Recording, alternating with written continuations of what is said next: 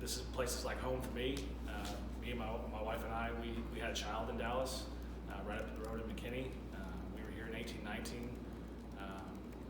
Coach Kyle Cooper and I, when we pulled up here the Wednesday after Coach Lashley got hired, we get out of the car and the first guy we see is Reggie Roberson, and we just hug each other's neck. You know what I mean? It was just like a familiarity of guys, and we were just like, we were around a lot of the guys that have been recruited in the past. Now we left when they were coming in, but we still were around them. Like Coach Craig was saying that you build a relationship with these kids and come in, and there's just like almost a sense of like, okay, I know these guys.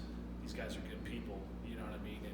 And so that was a comfort for me when I showed up. I was like, there's a bunch of dudes I saw in the locker room give them hugs, and I'm just like, there's a familiarity, which feels good. So we're excited to be back.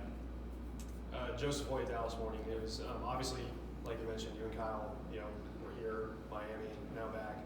When was the interest first started to possibly come back to SMU, I guess what was going through your head as maybe potentially following and what that would mean for you? There's always been a connection with Coach Lashley and myself, and we've always talked about things about jobs and that kind of stuff and how things would work out.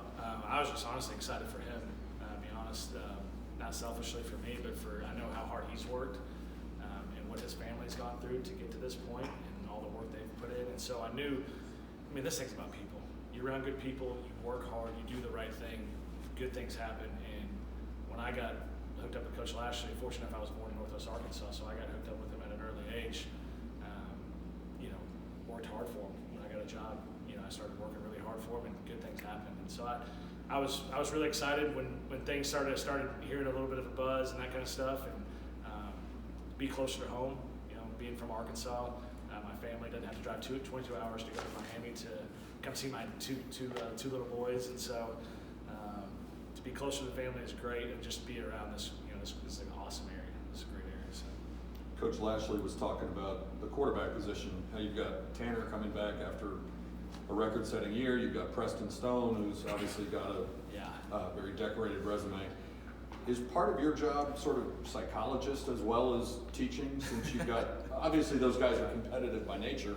How do you juggle that with them and their...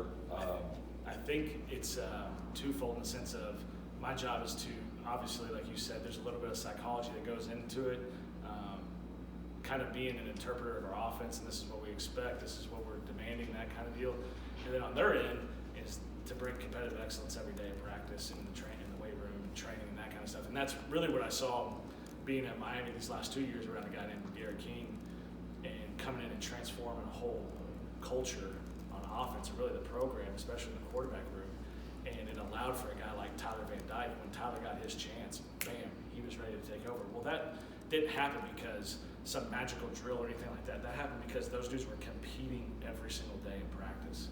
And now they on the field, they were practicing, but they would get off to the side and they'd be talking to each other, say, hey, on cross, look at this right here. What do you think? They would help. They were working with each other, and with Jay Garcia as well too. So there's a lot of that in the room, and that's what it's going to take. Those guys pulling for each other, no matter who's in the game. They're like, we want you to win. We're pulling for you, and that's what it's going to take.